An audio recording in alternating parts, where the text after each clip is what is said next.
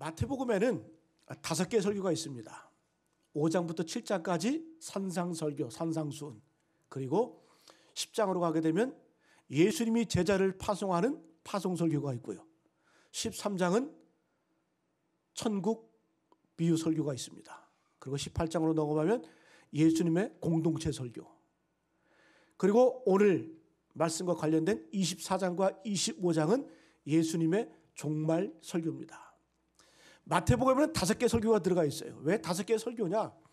이 마태복음은 마태가 유대인을 대상으로, 유대인들 가운데 기독교인을 대상으로 주로 쓰여졌기 때문에, 여러분 유대인들은 창세기, 출애굽기, 레위기, 민수기, 신명기 이 5권의 책, 모세오경, 토라, 이 토라의 말씀을 생명처럼 여깁니다. 그래서 그와 유사하게 5개의 설교를 마태복음에 배치를 했습니다. 그래서 5개의 설교가 등장을 합니다. 특별히 첫 번째와 마지막 예수님의 산상설교 5장부터 7장까지, 그리고 마지막 24장과 25장을 공히 산상설교라고 말합니다. 왜 그러냐 하면 24장 3절을 보게 되면 예수께서 감람산 위에 앉으셨을 때 이렇게 시작을 하죠. 그래서 이 마지막 종말 설교도 예수님의 산상설교다. 감람산 강화, 감람산 설교 이렇게 말씀을 합니다. 어쨌든 이 예수님의 산상설교가 2가지를 우리가 볼 수가 있는데, 첫 번째 산상설교에서는 예수님의 그 말씀의 주된 내용이 뭐냐 이렇게 시작하죠. 복이 있는 사람은 복되어라 이렇게 시작을 하죠. 그래서 첫 번째 산상설교는 어떻게 이 땅을 살아갈 것인가, 이 땅을 어떻게 복되게 살 것인가, 그걸 우리에게 주로 말씀해 주고 계세요. 그러나 오늘 이 마지막 예수님의 종말 설교는 마지막을 어떻게 준비할 것인가, 마지막 종말을 어떻게 맞이할 것인가, 이 말씀을 우리에게 해주고 있습니다. 그래서 예수님께서는 처음과 마지막 설교 가운데 처음에는 이 땅을 어떻게 살아갈 것인가, 그리고 마지막에는 어떻게 다가올 미래, 마지막을 준비할 것인가, 영혼을 준비할 것인가, 이것을 우리에게 말씀해주고 있습니다. 그 말씀을 하시면서 예수께서 비유로 3가지를 말씀하시는데, 오늘 말씀에 열처녀 비유, 우리가 지난번에 본 달란트 비유, 그리고 마지막 양과 염소의 비유로 우리의 종말, 마지막을 대비할 것을 말씀해주고 있습니다. 여러분 오늘 말씀은 신랑을 맞이하는 열처녀 비유입니다. 이 열처녀는 신부가 아니에요. 10명이 다 신부가 아니라 신부의 들러리입니다. 들러리들. 그래서 유대인의 관습상 낮에는 덥기 때문에 주로 밤에 결혼 예식을 합니다. 며칠 몇 밤을 이렇게 잔치를 하는데, 주로 이 저녁에 밤에 신랑이 등장을 합니다. 그때 들러들이 먼저 가서 등불을 들고 가서 신랑을 맞이하는 거예요. 그런데 오늘 이 비유를 보게 되면 이 10명 가운데 5명은 슬기롭다, 5명은 어리석다 이렇게 표현하고 있어요. 기름을 준비한 여인은 슬기로운 처녀이고, 기름을 준비하지 못한 처녀는 어리석은 처녀다 이렇게 얘기를 합니다. 신랑을 맞이하지 못한다 이렇게 말씀합니다. 자, 그런데 오늘 5절을 보면 좀 재미있는 표현이 나와요. 5절, 신랑이 더디 옴으로 다 졸며 잘세. 뭐가 재밌다고 여기서? 신랑이 더디 옴으로 다 졸며 잘세. 은혜가 돼요. 슬기롭든 어리석든 10명의 공이 똑같이 다 졸며 잘세. 졸며 잘세. 여러분 누구나 다 자는 거예요. 은혜가 되지 않아요? 우리도 잘 때 있잖아요. 때로 영적인 잠을 잘 때도 있잖아요. 신앙의 믿음의 선배들도, 불같이 쓰임받던 선배들도 이런 낙심할 때, 영적인 어떠한 그러한 방황, 잠자는 것 같은 그러한 영적인 암흑을 경험할 때가 있었어요. 엘리야도 그랬고 모세도 그렇고, 어찌 보면 이 말씀이 좀 위로가 돼요. 그런데 졸고 잤다는 것은 다 똑같은데 차이점이 있어요. 그 차이점이 뭘까? 준비하고 잤느냐, 준비하지 않고 잤느냐, 여기서 차이가 나는 거예요. 결정적인 차이입니다. 여러분, 그래서 여러분들도 마찬가지예요. 저와 여러분도 마찬가지입니다. 준비하고 자면 돼요. 준비하고자 하면 돼요. 여러분, 어떤 분들은 그런 얘기예요. 마지막을 준비할 때 마지막에 막판에 예수님 믿고 영접하고 기도하고 회개하고 그리고 천국 가면 되지. 마지막에 열심히 한번 피치를 흘려서 하면 되지. 여러분, 착각하지 마세요. 병들어 보셨어요? 병든 사람 옆에 가보면 제정신이 아니에요. 무슨 고백이 나옵니까? 그 와중에 무슨 신앙을 붙듭니까? 저도 여러분 병문안 많이 가봤어요. 마지막 말기암 임종을 앞둔 그런 분들 가보면 정신이 없어. 가족들의 그 마음의 소원이 있어가지고 가서 복음 들고 가서 복음을 전합니다. 예수님 믿으셔야 됩니다. 예수님 믿으셔야 됩니다. 우리 황교아 장로님 아버님 소천하셨지만 얼마나 감사한지 모르겠어요. 마지막에 세례 받으시고 병상에서 저도 감동이 됐어요. 세례 받으시고 주님 영접하고 그런 경우도 있지만 대부분 어떻게 해요? 정신없이 가는 거예요. 정신없이 가는 거예요. 무슨 마지막에 기도하고 영접하고 준비는 미리미리 하는 거예요. 늘 하는 거예요. 일사건을 하는 겁니다. 그래서 오늘 말씀 보게 되면 뭘 준비해야 될까? 요약하면 등과 기름을 준비해야 됩니다. 등과 기름을 준비해야 돼요. 전통적인 성경 해석을 보게 되면 등과 기름, 이 등은 하나님의 말씀으로 해석을 합니다. 그리고 기름은 성령 충만함을 상징을 해요. 시편 109편 115절 보게 119편 105절 보게 되면 주의 말씀은 내 발의 등이요 내 길의 빛이십니다. 주의 말씀은 내 발에 뭐다? 등이요 등. 내 길의 빛이십니다. 하나님의 말씀이 우리 등불이 된다는 거예요. 자, 기름은 뭐냐? 출애굽기 29장 보게 되면 제장을 세울 때에 제장을 세워놓고 그 위에 기름을 부었어요. 기름을 부었어요. 신약으로 말하면 성령 충만함, 하나님의 은혜를 상징을 합니다. 여러분, 그래서 우리가 등과 기름으로 준비가 돼야 돼요. 하나님의 말씀과 성령 충만함으로. 하나님의 말씀으로 준비된다는 얘기는 뭡니까? 내 생각, 내 판단, 내 행동에 있어서 하나님의 말씀이 기준이 돼야 된다는 거예요. 하나님의 말씀에 따라서 그것이 표대가 되고 기준이 되어서 내 삶에 결정을 해야 된다는 거예요. 그럼 성령 충만은 뭐예요? 내 의지, 내 생각대로 사는 것이 아니라 성령님의 지배를 받아서 성령님의 통치함을 받아서 성령님이 이끄시는 대로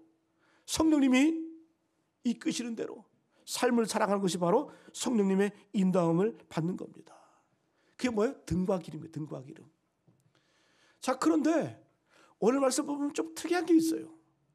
10처녀가 다 등을 준비했어요.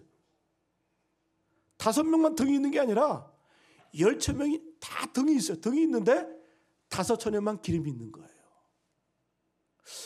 뭔가 좀 우리에게 주는 하나님의 말씀, 예수님의 의도가 있는 것 같지 않아요? 10처녀가 다 등불은 있어. 그런데 5명만, 슬기로운 처녀만 기름이 있다라는 거예요. 자, 어떻 우리가 이해가 안 가시죠? 구약에서 제일 중요한 게 뭐냐? 율법과 성막이에요. 율법과 성막. 율법으로는 죄를 알게 해요. 성막으로 제사를 통해서 우리 죄가 씻겨져요. 자, 성막을 보게 되면 성막문을 통과하게 되면 번제단이 있어요. 그것에서 하나님께 주님 앞에 제사를 드리고 제장에 그 더럽혀진 그 몸과 손과 발을 그 다음에 물두멍에서 씻습니다. 씻고 난 다음에 제장이 어디로 가냐? 성소로 들어가. 성소로. 그 성소 안에 들어가게 되면 3가지가 있어요. 좌편에 금초대, 오른쪽에 떡을 담은 진설병이 있고, 그걸 통과하게 되면 지성소 문 앞에 분향단이 있습니다. 그걸 통과하게 되면 지성소로 들어가요. 지성소로. 지성소에는 하나님의 법궤가 담겨 있습니다. 만나를 담은 금왕 아래가 있고, 율법 10계명 두돌판이 있고, 아론의 쌍난 지팡이가 있어요. 잘 보세요. 지성소 앞에 성소가 있는데 성소로 들어가게 되면 칠흑 같은 어둠이에요. 4겹으로 쌓여져 있기 때문에 빛이 하나도 없습니다. 캄캄해요. 그래서 성소로 들어갈 때 3가지가 있다고 그랬죠. 금초대, 떡상, 분향단. 먼저 이 금초대에 불을 밝혀야만 떡을 먹을 수가 있는 거예요. 불이 밝혀져야 주님 앞에 분향할 수 있는 거예요. 그래서 여러분, 우리가 주님의 말씀의 의도를 생각해 보면 제일 중요한 게 뭐다? 금초 때의 등불이 밝혀진다는 거죠. 그게 뭐예요? 금초 때는 성령님을 상징합니다. 떡상은 말씀을 상징합니다. 분향단은 기도를 상징하는 거예요. 여러분, 하나님의 말씀도 마찬가지예요. 성령의 조명이 있고 성령의 깨달음이 있어야 잘하는 자나 듣는 자가 깨달음을 얻는 거예요. 하나님의 말씀을 하나님의 말씀으로 받는 거예요. 그렇죠? 성령 기름 부으심이 있어야 되는 거예요. 조명하심이 있어야 되는 거예요. 그래서 주님께서는 오늘 특별히 등과 기름이 다 중요하지만 집중적으로 기름에 대해서 말씀하고 계신다라는 거예요. 자, 그러면 기름을 준비한다는 이 말씀의 의미가 뭘까? 우리가 뭘 알아야 할까?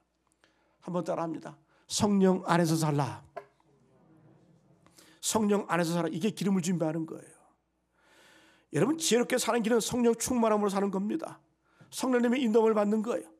우리는 언뜻 생각에 충만함 하면 뭐 채운다 생각하죠, 그죠? 여기에 컵이 있습니다. 물이 한 3분의 2 정도 있어요.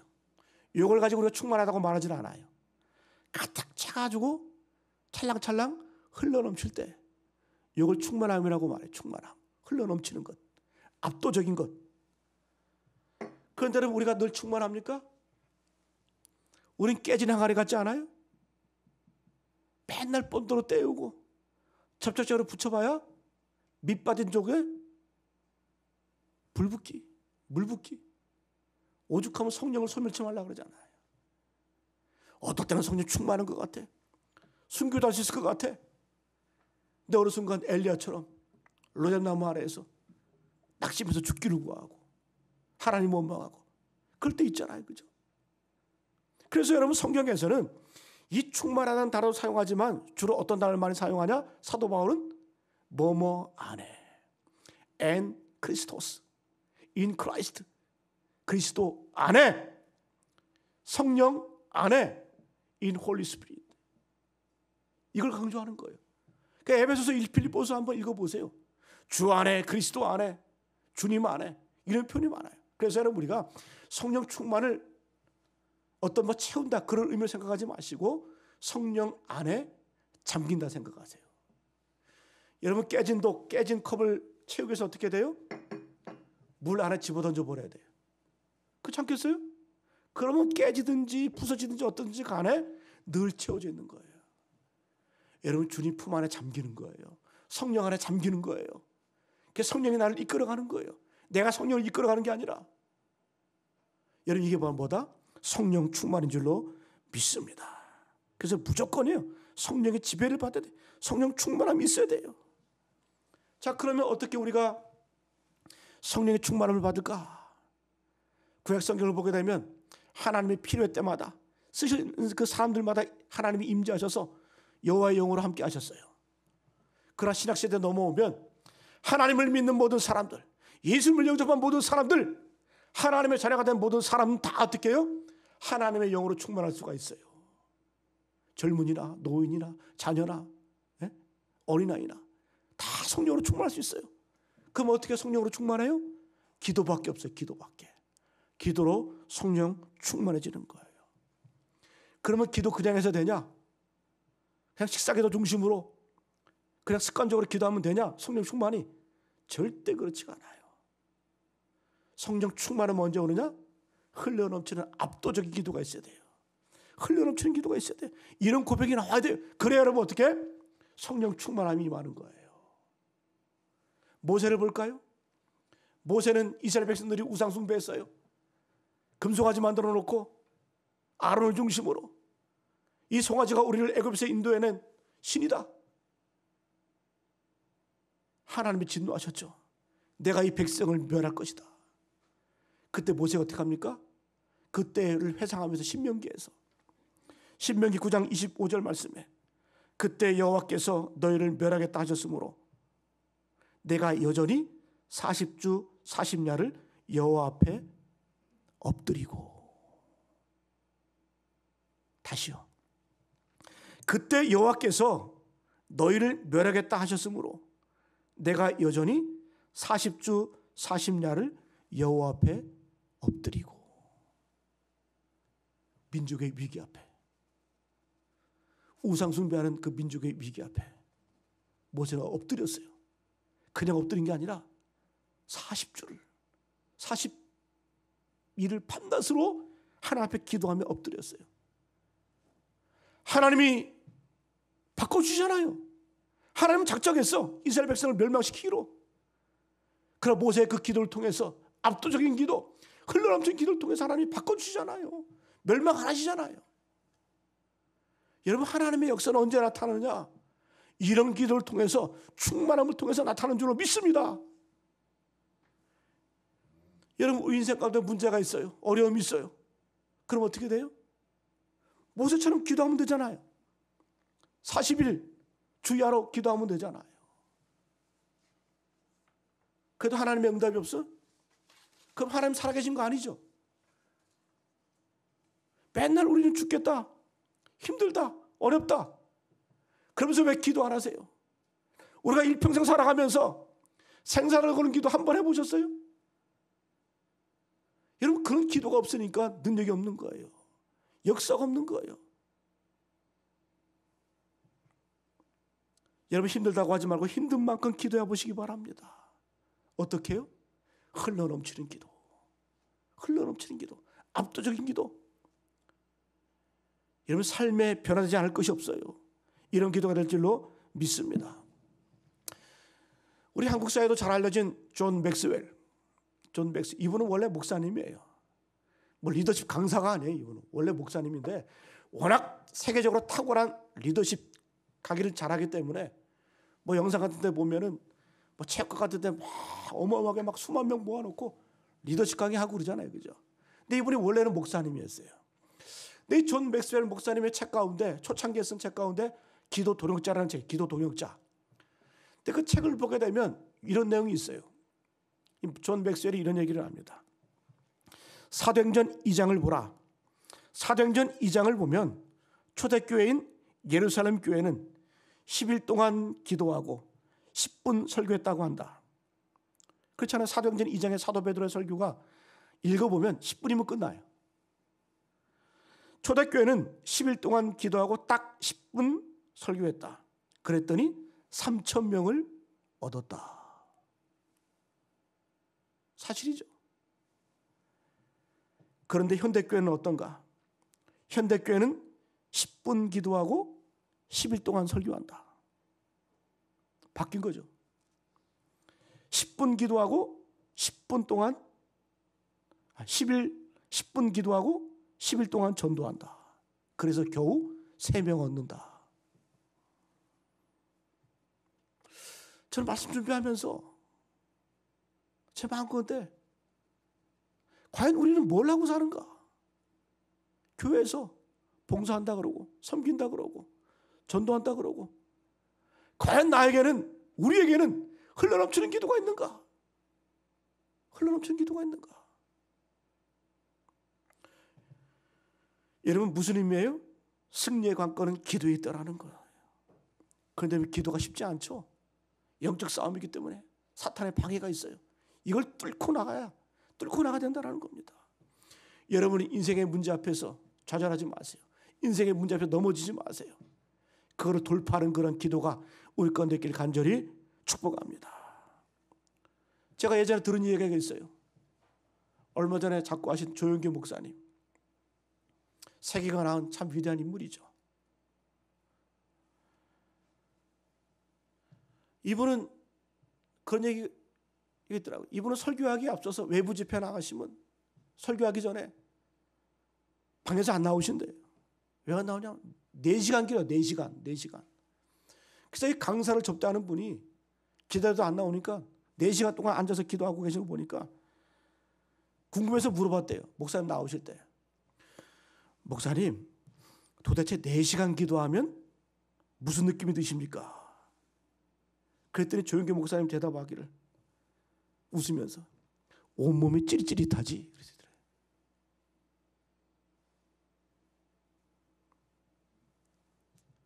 진짜 찌릿찌릿해요. 여러분가 기도하면서 이런 감동, 이런 어떤 전율 느껴보셨어요? 오죽하면 기독교 분파 가운데 퀘이커 교도가 있어요. 우리 역사 가운데 함석헌 선생님이 퀘이커 교도죠. 왜 퀘이커예요? 여러분 지진할 때 땅이 흔들리는 지진, 어스퀘이크 아니에요 영어로? 그때 그 퀘이크라는 말이 흔들린다, 진동한다 그런 뜻이에요.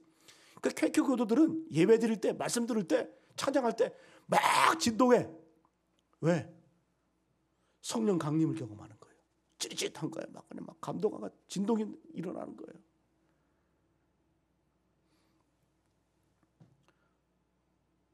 저도 모세는 아니지만 저도 한 153일 연속 기도해 본 적이 있거든요. 밤낮으로 설교해 본 적이 있어요. 밤낮으로. 예전에 장학일 목사님이 우리 153일 153 기도하자 선포해놓고 부흥회 나가시더라고요. 그거 누가 해야 돼? 제가 해야 돼. 한 120일은 제가 새벽에 설교하고 밤에 설교하고 역사가 이루어지더라고. 기도가 한 분들 성도님들 나가면서 그런 얘기해. 몸이 찌릿찌릿하대. 조영교 목사님처럼. 그저 그랬어요. 그거는 다리가 저려서 찌릿찌릿한 거라고. 코에 침 바르라고. 여러분 어쨌든 뭘 말씀해 주는 거예요? 어떤 압도적인 기도, 흘러넘치는 기도가 있어야 삶의 능력, 기적, 문제기를 경험하는 거 아니겠어요? 근데 우리는 기도도 안 해보고 죽겠다, 힘들다, 어떡하냐 그러잖아요. 여러분 자꾸 남을 부러워하지 마세요. 남 얘기라고 생각하지 마세요. 모세가 40일 기도해서 응답받았으면 우리는 41일 기도 한번 해보면 되잖아요. 초대교회가 10일 동안 전심으로 기도해서 능력받았으면 우리 11일 기도해보면 되잖아요. 왜 기도해보지도 않고 왜 무력해 살아갑니까? 여러분 우리 가운데 이런 경험이 있길 간절히 축복합니다. 저도 반성이 되더라고요. 목사도 일주일 내내 설교 준비하잖아요. 일주일 내내 설교 원고 준비하면서 과연 이거 주의 제단 앞에 놓고 몇 시간 기도하냐. 물론 여러분 말씀 준비하면서 한 구절 한 구절 놓고 기도하지만 그러나 전심으로 땀을 흘려가면서 성령의 임재를 기대하면서 소망하면서 기도해 본 적이 있냐? 그렇지 않은 것 같아요. 회개가 들더라고요. 여러분 모든 삶의 여정 가운데 주의 능력을 경험하시길 간절히 축복합니다. 어떻게? 기도 가운데 성령 안에 거하시길 간절히 축복합니다. 자, 그리고 성령 충만하게 되면 어떤 일이 벌어질까? 한번 따라하면 성령 충만하면 열매를 맺는다. 성령 충만하면 반드시 열매가 있습니다. 오직 성령의 열매는 사랑과 희락과 화평과 오래 참음과 자비와 양선과 충성과 온유와 절제, 이런 내적인 이런 관계적인 복도 있지만 반드시 열매가 있어요. 열매를 맺히게 돼 있어요. 여러분 보세요. 에베소서 5장 18절 보게 되면 술 취하지 말라. 이는 방탕한 것이니 오직 성령으로 충만함을 받으라. 술 취하지 말래. 그러면서 어떻게? 방탕한 것이라는 거예요.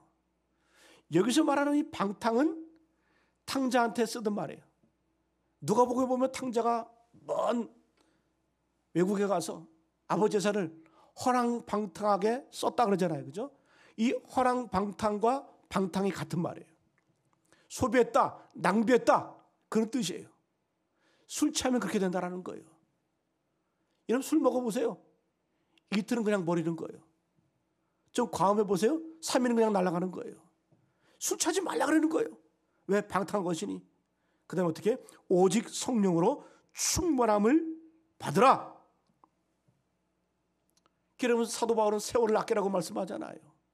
세월을 아끼라는 이 표현은 세월을 구원해라, 시간을 구속해라, 기회를 건져내라 그런 뜻이거든요. 왜? 때가 악하기 때문에. 때가 악하다는 말은 뭐예요? 시간을 소비했다, 낭비했다, 소모했다 그런 뜻입니다. 그러나 반대로 성령에 취해 살면 똑똑해지는 거예요. 집중력이 생기는 거예요. 힘이 생기는 거예요. 여러분 성령의 집중력이 얼마나 강한 줄 아세요? 예를 들면 이 컵을 손으로 빚어서 만들어요. 기술이 좋은 사람, 재능 있는 사람은 하루에 10개도 만들겠죠. 그죠? 그러나 초보자들은 하루에 많이 만들어 봐야 잘 만들면 뭐 5개 이렇게 만들겠죠. 근데 잘 보세요. 인간의 재능, 인간의 능력은 아무리 뛰어나 봐야 2배요. 아무리 뛰어나 봐야 5배요. 아무리 뛰어나 봐야 10배요. 그러나 성령의 능력을 덧는 사람은 어마어마 무한대. 예를 들어볼까요? 모세 한 사람이 이집트 전 제국을 상대했잖아요. 그 당시에 최강국 애굽 모세 한 사람 누가 이겼습니까? 성령의 사람 모세가 이겼잖아요. 성령의 사람이 이겼잖아요. 그래서 그런 말이 있어요. 성령님과 함께하는 한 사람은 기도 없고 말씀 떠난 민족보다 더 강하다. 할렐루야. 성령의 사람, 그 한 사람이 누구보다 강하다? 기도 떠난, 말씀 떠난, 성령 떠난 그 한 민족보다 더 강하다는 거예요. 모세가 우리에게 반증해 주고 있잖아요. 성경은 한 번도 능력의 숫자라고 말한 적이 없어요. 기도원의 300용사, 미디안이 이스라엘을 쳐들어왔어요. 기도원이 나팔을 붑니다. 32,000명이 모여. 하나님께서 너무 많아. 겁내고 두려워하는 자 보내. 10,000명이 남았어요. 10,000명도 너무 많아. 우물가에서 시험을 합니다. 300명을 추려내요. 300명이면 충분하다. 그 300명은 어떤 자예요? 기름 부음 받은 자, 준비된 자, 성령 안에 거하는 자, 성령 충만한 자. 여러분 이런 자에게 열매가 있는 줄로 믿습니다. 성령 안에 거하면 열매가 있어요. 두 번째 따라합니다. 성령의 지배를 받으면 지치지 않는다. 지치지 않아요. 오늘 여러분 16절 이렇게 말씀하죠. 세월을 아끼라 때가 악하니라. 세월을 아끼라는 얘기는 무슨 얘기일까요? 세월을 소비했다는 얘기겠죠. 지쳤다는 얘기겠죠. 그러나 여러분 성령의 능력을 받은 사람들은 방향이 명확해요. 지치지 않아요. 힘이 나요. 왜? 성령님께서는 방향을 잡아줄 뿐만 아니라 우리에게 힘을 주시고 능력을 주세요.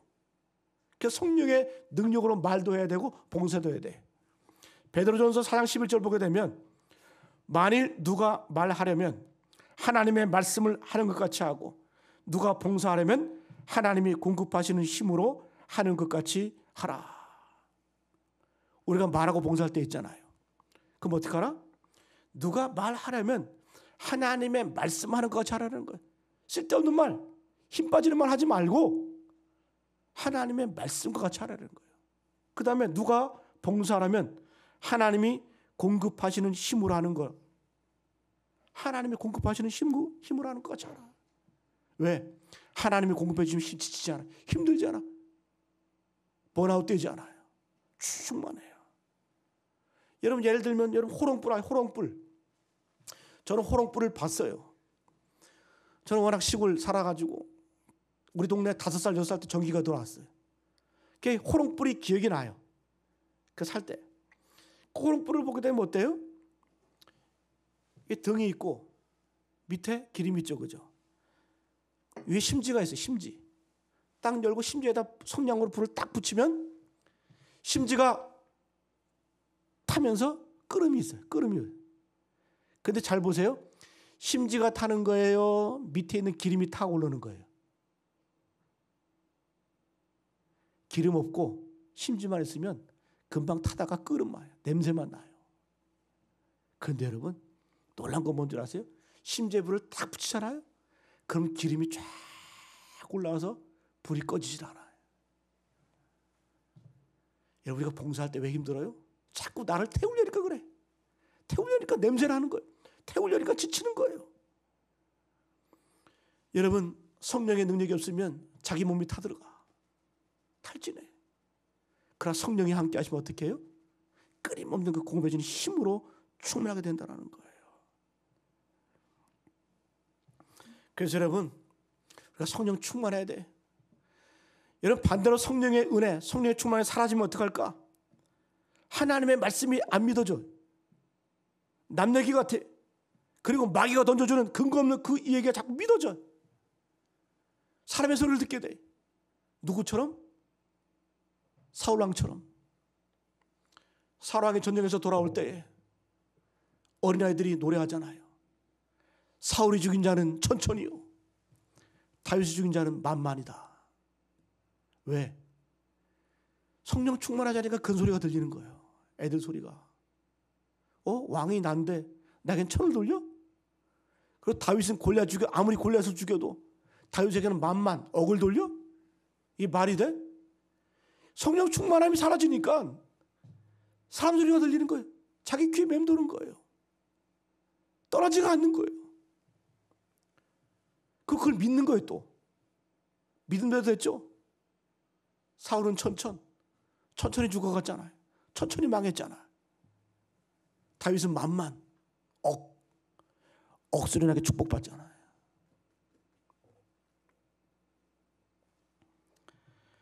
여러분, 성령의 지배를 받으면 믿음이 생기는 거예요. 믿음이 강해지는 거예요. 너희 속에 착한 일을 시작하신 그 이가, 그 하나님께서, 그 주님께서 언제까지요? 그리스도 예수의 날까지 이룰 줄을 우리는 어떻게 한다? 확신하노라. 여러분은 확실히 있기를 간절히 축복합니다. 마지막으로 성령님이 우리와 함께 하시면, 성령 충만하면 내 생각 가운데 각성이 일어나. 깨달음이 일어나요. 각성. 18절에 술 취하지 말라 그랬죠. 여러분, 술을 한번 자. 이 술이라고 하는 것은 알코올? 의약물질 아닙니까? 알코올? 그럼 우리가 약을 분석해 보면 진정제가 있고 각성제가 있어요. 약에는 두 가지 성분이 있어요. 진정제가 있고 각성제가 있어요. 진정제는 우리를 마비시키고 우리를 안정시키는 게 진정제예요. 각성제는 치료하고 적극적으로 몸을 회복시키는 게 각성제예요. 그러면 알코올은 진정제일까요? 각성제일까요? 우리가 술을 마시게 되면 막 흥분하잖아요. 그죠? 그러니까 착각을 해. 이거 각성제다. 아니에요. 이 술, 알코올이라고 하는 것은 우리를 마비시키는 진정제예요. 우리 중추신경을 마비시켜서 흥분한 것까지 착각을 시켜요. 그럼 진정한 각성제는 누구냐? 바로 성령님. 성경은 술 취함과 성령의 취함을 비교를 많이 해요. 그죠? 근데 현상이 비슷해. 술 취하면 어때요? 의식이 없어지잖아요. 의식이 가물가물해지잖아요. 많이 먹다 보면. 여러분, 성령에 취해 보세요. 내 생각이 사라져. 내 의지가 사라져. 그리고 성령님이 주는 생각으로 또렷해져요. 술 취하면 노래가 나오죠. 성령 충만하도 노래가 나오죠. 찬송이 나와요. 찬송. 술 취하면 혀가 꼬부라지죠. 어떻게 됩니까? 술 주정하죠. 성령이 취하면 어떻게 돼요? 혀가 똑같이 꼬부라져. 뭐가 터져 나옵니까? 방언이 터져 나오는 거예요. 여러분, 방언이 왜 중요한 줄 아세요? 방언으로 기도하면 밤새 기도할 수 있어요. 왜? 성령님의 도우심. 여러분, 밤새도록 기도하는 분들 보면 방언으로 기도해요. 방언으로. 그래서 개인적인 영적인 유익이 있어요. 그런데 여러분, 사도 바울도 얘기하잖아요.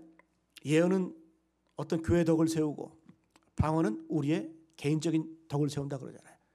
그래서 우리가 공개적으로 방언을 좀 조심하셔야 돼. 막 마이크 잡고 막 그냥 방언에 쌓고 막 그냥 막 떠들어 쌓고.